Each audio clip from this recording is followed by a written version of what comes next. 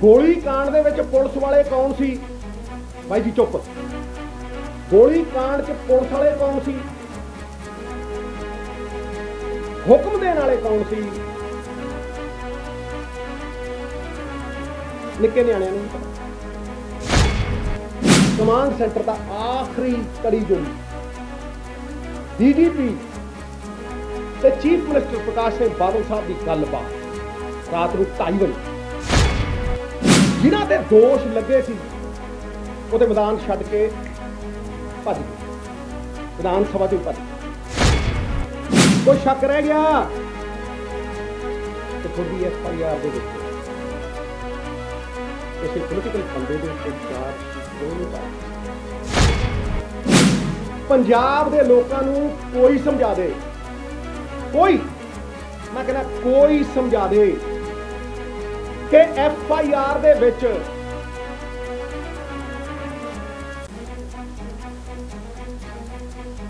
किसी का नाम क्यों नहीं? FIR अनपछातियां दी। भाई जी सारिਆਂ ਤੋਂ ਵੱਡਾ सवाल पंजाब के सामने की है कि वो डिसीजन मेकर का नाम कित्थे है, उसका नाम क्यों नहीं? मैं बड़ा सब्र नाल देखिया, जब तक एंड तक पहुंची नहीं गल तब तक मैं बोलिया नहीं। विभाग ते निधड़क शख्सियत वजों जाने जाते साबका कैबिनेट मंत्री नवजोत सिंह सिद्धू मुड़ एक बार फिर चर्चा च ने। बेअदबी मामले नूं लैके नवजोत सिंह सिद्धू ने अपनी ही कैप्टन सरकार ते हल्ला बोलिया है। उन्होंने अपने फेसबुक अकाउंट ते एक वीडियो जारी करदिआं उस दे सिरलेख च लिखिया कि हाई कोर्ट दा हुक्म अते चलान रद्द करना पंजाब राज दे दायरे अधीन नहीं आउंदा, पर FIR जांच अते पछाणे गए दोषियों की गिरफ्तारी ता पंजाब सरकार दा अधिकार है।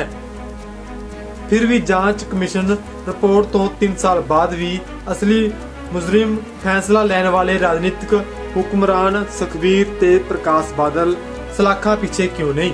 नवजोत सिंह सिद्धू वालों पूछे गए इस सवाल नाल पंजाब की सियासत च हलचल पैदा हो गई है। गुरु साहब की बेअदबी का मुद्दा कदे ना भरन वाला, अजे भी रसन वाला नासूर सरकार ने इंक्वायरी कमिशन बनाया। भाई कमिशन के मुखी जस्टिस रणजीत सिंह नियुक्त किए, रिटायर, पड़ताल करके प्राइमा फशाई एविडेंस सारे पंजाबियों को समझा दें, जिहड़ा दिखदा है वो सबूत।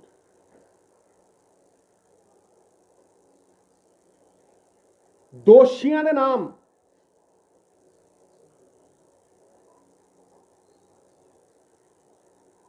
सार्वजनिक करके कहा कि इन्हां दे उत्ते कॉगनिजेबल ऑफेंस बनता। कॉगनिजेबल, मैं एक वकील हाँ, कॉगनिजेबल ऑफेंस उसका मतलब कि बहुत सीरियस किस्म का दोष लगता है। समझाऊं, बहुत सीरियस किस्म का दोष लगता भी दो बंदे मर गए ते कासियां दे 4-5 दे गोली वजी है, यह ऑफेंस बनता। पंजाब विधान सभा दे विच स्पैशल सैशन बुलाया गया। बाई जी रिपोर्ट टेबल की गई, सार्वजनिक होगी, जी टेबल होगी लोगों के नुमाइंदियां च आ गई, 2-2 लाख का एक बंदा नुमाइंदा है, वो सार्वजनिक होगी। रिपोर्ट पब्लिक करती, जिन्हां ते दोष लगे सी वो ते मैदान छड्ड के भज गए, विधान सभा चों ही भज गए। तुहानूं पता लगू भी ये गल कित्थे तक जाती है।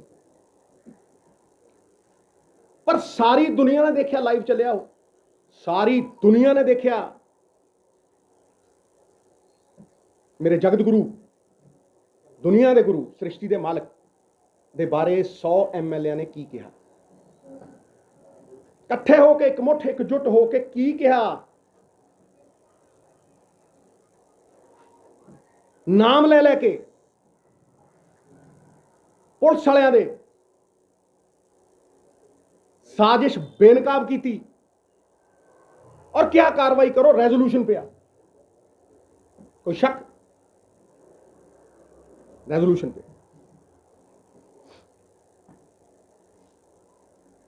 फिर मैं पूछता हूं उस तो बाद इन्वेस्टिगेशन एजेंसी कौन है भाई? कौन है इन्वेस्टिगेशन एजेंसी? ये स्टेट सब्जेक्ट है। इन्वेस्टिगेशन एजेंसी स्टेट है, पंजाब सरकार है।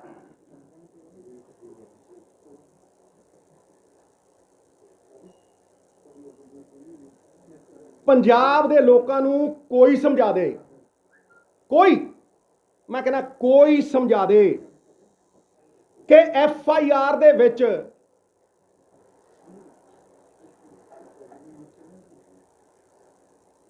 किसी का नाम क्यों नहीं? FIR अनपछातियां ते क्यों?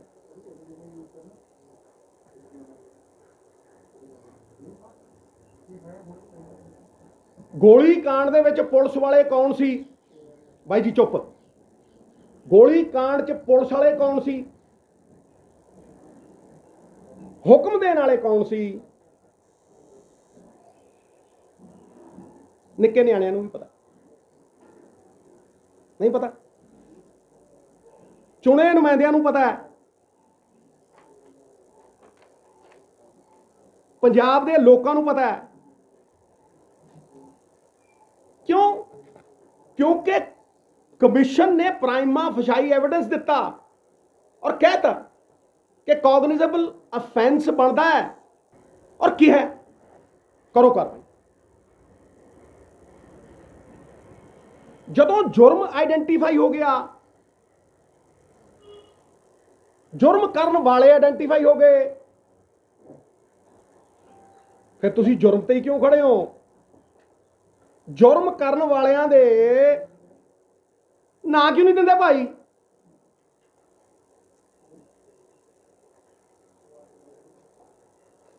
तुसी चार्जशीट क्यों नहीं दी? मैं क्या अज कर कोई चीज करो, देखो टक देने काबल पुलिस है।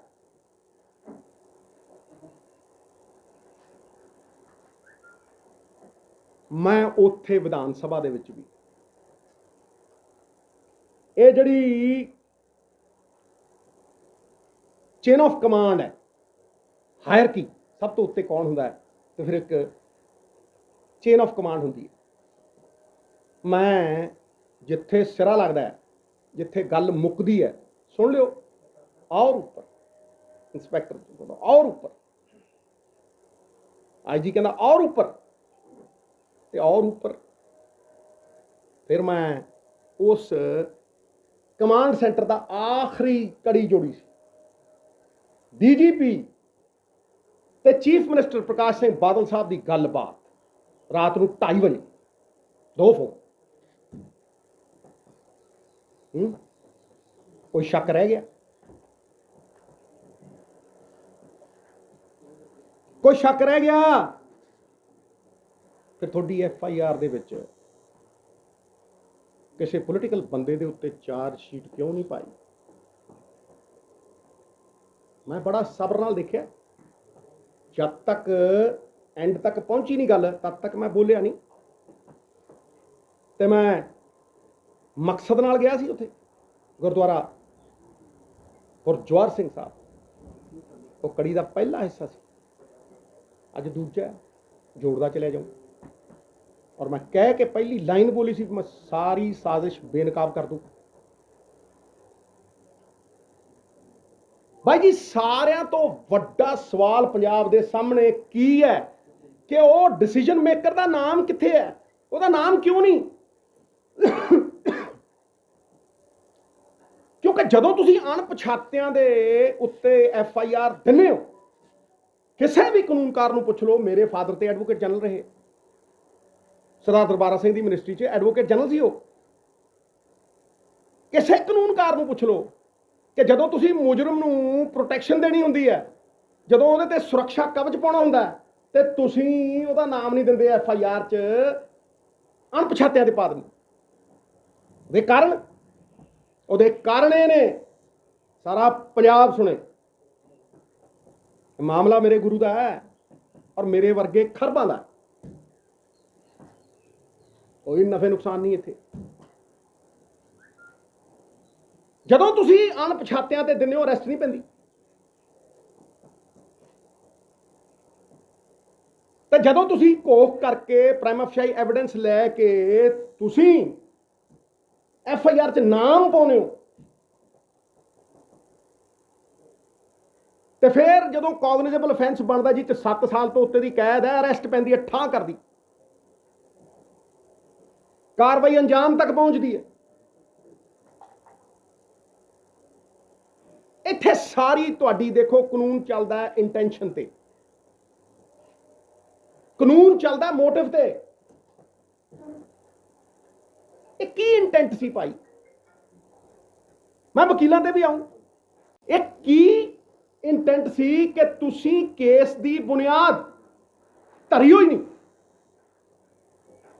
ਜਾਓ ਕਿਸੇ ਵਕੀਲ ਨੂੰ ਪੁੱਛ ਲਓ ਵੀ ਕਿਸੇ ਕੇਸ ਦੀ ਬੁਨਿਆਦ ਕੀ ਹੁੰਦੀ ਹੈ।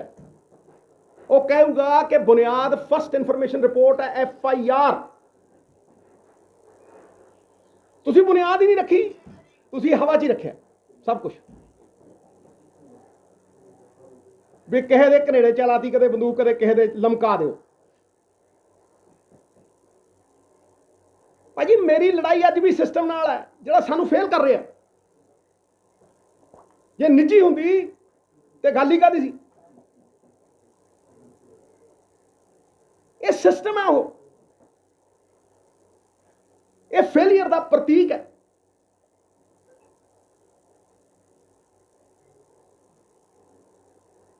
ਇਹ ਸਾਫ਼ ਦਰਸਾਉਂਦਾ ਕਿ ਤੁਹਾਡੀ ਇੰਟੈਂਟ ਕੀ ਹੈ। ਇੰਟੈਂਟ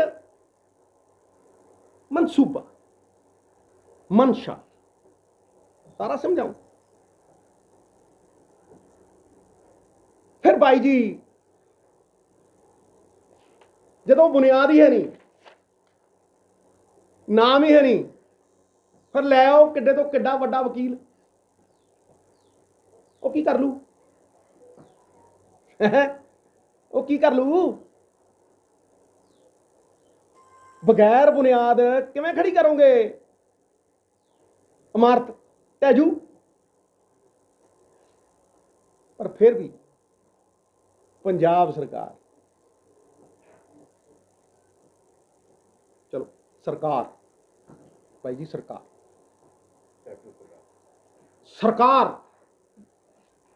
ਜਿਹਦੇ ਵਕਾਰ ਤੇ ਸਵਾਲ, ਸਰਕਾਰ ਦਾ ਵਕਾਰ, ਉਹਦੀ ਇੰਟੈਂਟ ਨਾਲ, ਲੁੱਕਾ ਛਿਪੀ ਨਾਲ ਨਹੀਂ। ਲੁੱਕਾ ਛਿਪੀ ਖੇਲੇ ਜਾਓ ਨਾ, ਹੁਣ ਨਹੀਂ ਉਹ ਚੱਲ, ਹੁਣ ਤੇ ਇੰਟੈਂਟ ਹੈ। ਜ਼ਿਕਰਯੋਗ ਹੈ ਕਿ 2019 ਦੀਆਂ ਲੋਕ ਸਭਾ ਚੋਣਾਂ ਦੇ ਪ੍ਰਚਾਰ ਦੌਰਾਨ ਬਠਿੰਡੇ ਦੀ ਧਰਤੀ ਤੋਂ ਨਵਜੋਤ ਸਿੰਘ ਸਿੱਧੂ ਨੇ ਇੱਕ ਵੱਡਾ ਬਿਆਨ ਦਿੱਤਾ ਸੀ, ਜਿਸ 'ਚ ਉਹਨਾਂ ਨੇ ਕਿਹਾ ਸੀ ਕਿ ਇਹ ਫ੍ਰੈਂਡਲੀ ਮੈਚ ਹੈ, 75-25 ਵਾਲੀ ਖੇਡ ਖੇਡੀ ਜਾ ਰਹੀ ਹੈ। ਤੇ ਉਸ ਤੋਂ ਬਾਅਦ ਨਵਜੋਤ ਸਿੰਘ ਸਿੱਧੂ ਕੈਪਟਨ ਸਰਕਾਰ ਤੋਂ ਦੂਰੀ ਬਣਾਉਂਦੇ ਚਲੇ ਗਏ। ਹੁਣ 2022 ਦੀਆਂ ਚੋਣਾਂ ਤੋਂ ਪਹਿਲਾਂ ਸਿੱਧੂ ਵੱਲੋਂ ਮੁੜ ਕੈਪਟਨ ਸਰਕਾਰ ਤੇ ਹੱਲਾ ਬੋਲਣਾ ਪੰਜਾਬ ਦੀ ਸਿਆਸਤ 'ਚ ਵੱਡੀ ਹਲਚਲ ਦਾ ਸੰਕੇਤ ਹੈ। ਹੁਣ ਵੇਖਣਾ ਹੋਵੇਗਾ ਕਿ ਨਵਜੋਤ ਸਿੰਘ ਸਿੱਧੂ 2022 'ਚ ਕੈਪਟਨ ਦੀ ਅਗਵਾਈ 'ਚ ਚੋਣ ਲੜਦੇ ਨੇ ਜਾਂ ਫਿਰ ਪਹਿਲਾਂ ਵਾਂਗ ਕੋਈ ਨਵਾਂ ਫਰੰਟ ਬਣਾ ਕੇ 2022 ਲਈ ਸਿਆਸੀ ਮੈਦਾਨ 'ਚ ਉਤਰਨਗੇ। ਇਹ ਤਾਂ ਹੁਣ ਆਉਣ ਵਾਲਾ ਵਕਤ ਹੀ ਦੱਸੇਗਾ। Bureau report, channel Punjabi. ਸਾਡਾ ਹਰ ਇੱਕ ਪ੍ਰੋਗਰਾਮ ਦੇਖਣ ਤੇ ਸਾਡੇ ਨਾਲ ਜੁੜਨ ਲਈ ਸਬਸਕ੍ਰਾਈਬ ਕਰੋ ਚੈਨਲ ਪੰਜਾਬੀ ਤੇ ਨੋਟੀਫਿਕੇਸ਼ਨ ਲਈ ਬੈਲ ਆਈਕਨ ਵਾਲੇ ਬਟਨ ਤੇ ਕਲਿੱਕ ਕਰੋ।